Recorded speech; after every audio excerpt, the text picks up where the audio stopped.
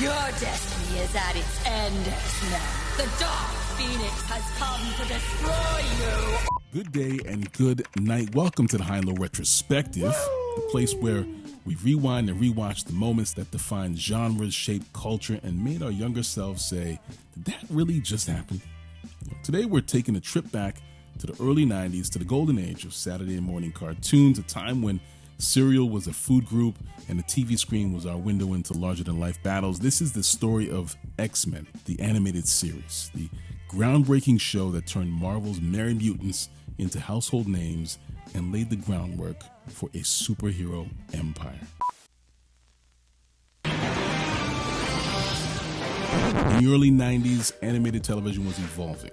The old Saturday morning standbys, G.I. Joe, He-Man, Teenage Mutant Ninja Turtles, they had dominated the 80s, but kids' TV was hungry for something edgier. Meanwhile, superhero media was mostly reserved for campy reruns of Super Friends or the goofy antics of Spider-Man and his amazing friends. But then 1992 happened. Batman the Animated Series hit TV screens with film noir aesthetics and emotional depth. Not to be outdone, Marvel launched its counterpunch, X-Men, the Animated Series. It wasn't just good, it was seismic. This wasn't just a cartoon, it was serialized storytelling, it was social commentary, and it kicked off with a two-part episode titled Night of the Sentinels that pulled zero punches, diving straight into mutant persecution, identity, and loss. Saturday morning on Fox, the Fantastic X-Men are on the scene. Life don't get much better than this. Join the Incredible X-Men, Saturday morning on Fox. Debuting on October 31st, 1992 on Fox Kids, X-Men brought to life Marvel's comic book juggernaut, pun intended, and with bold animation, powerful voice work, and complex themes. The core lineup, Cyclops, Wolverine, Storm, Beast, Rogue, Gambit, Jean Grey, Professor X, and Jubilee, while they balance power, personality, and pathos. Set in a world that feared and hated them, the X-Men fought not just supervillains, but discrimination, government overreach, and internal conflict. It was mature content wrapped in kid-friendly packaging, and it worked. The show used serialized arcs and direct comic adaptations to explore everything from the Phoenix Saga and Days of Future Past to Rogue's tragic backstory. At a time when most cartoons hit the reset button every episode, X-Men dared to build a long-form narrative. For many fans, it was their first taste of epic continuity.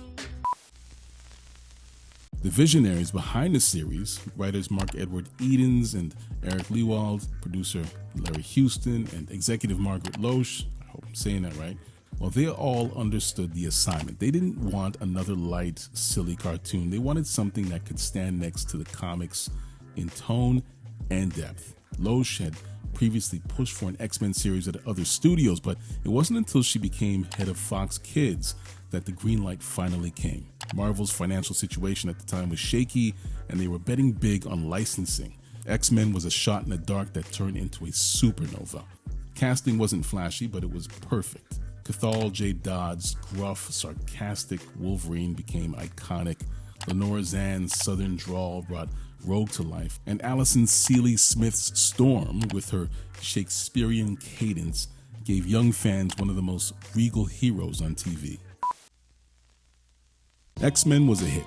With its gripping cliffhangers, bold animation, and moral complexity, the series became one of Fox Kids' highest-rated shows. It ran for 5 seasons, totaling 76 episodes, and outperformed all expectations. Critics praised the show for treating its audience with respect. It didn't talk down to kids, it challenged them.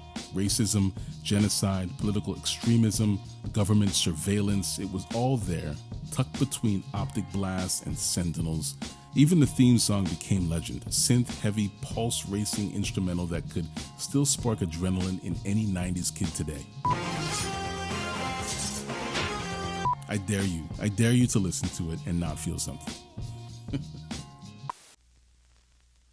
X-Men, the animated series, kicked down the door for Marvel Animation. It led directly to the greenlighting of Spider-Man, the animated series, Iron Man, Fantastic Four, and the Incredible Hulk.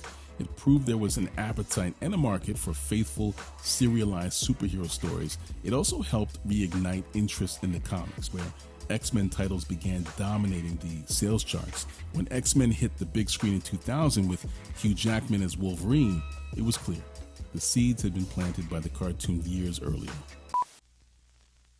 The influence of X-Men the animated series continued long after the 90s. In 2010, Marvel partnered with Japan's Madhouse Animation Studio to produce the Marvel Anime series, a collection of anime adaptations of Marvel characters including Iron Man, Blade, Wolverine, and X-Men. Each series consisted of 12 episodes and aired in Japan on Animax between October 2010 and September 2011, later broadcasting in the United States on G4 between July 2011 and April 2012. The Wolverine anime reimagined Logan in a Japanese noir-style story with stylish action and dramatic pacing. The X-Men anime reunited the team for a new global mission, blending visual flair with intense emotional beats that honored the spirit of the 90s show while presenting the mutants through a uniquely Japanese lens. The project was guided by writer Warren Ellis, aiming to create an entire parallel universe for Marvel. Though each series aired for only 12 episodes, the Marvel Anime Project demonstrated that the franchise's emotional core translated across cultures and formats. It reinforced the idea that X-Men stories are universal, tales of belonging, trauma, identity, and resistance. In 2024, Marvel Studios revived the show's legacy with X-Men 97 on Disney+, a direct sequel in both spirit and story. It picked up right where the original left off, retaining the art style, the music, even many of the original voice actors. But this wasn't just nostalgia bait. X-Men 97 managed to update the storytelling for modern sensibilities while staying loyal to the roots. It was met with critical acclaim and fan adoration, proving that the love for X-Men, the animated series, wasn't just lingering, it was generational. Before the Marvel Cinematic Universe, before Avengers Endgame, there was X-Men, the animated series. It brought social issues into the spotlight for kids. It validated emotion and struggle.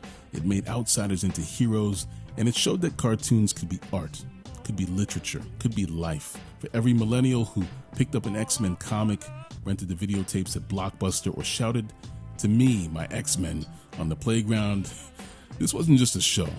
It was a universe. So that's the High and Low Retrospective on X-Men, the animated series, the cartoon that redefined what superhero TV could be and lit the fuse on everything Marvel would become. From mutant metaphors to time-traveling sagas, it gave us stories that felt real, characters that felt seen, and a world that felt worth fighting for.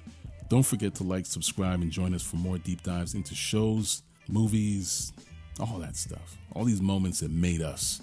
Until next time, stay heroic, stay nostalgic, and remember, oh, to play by the rules and still they come for you.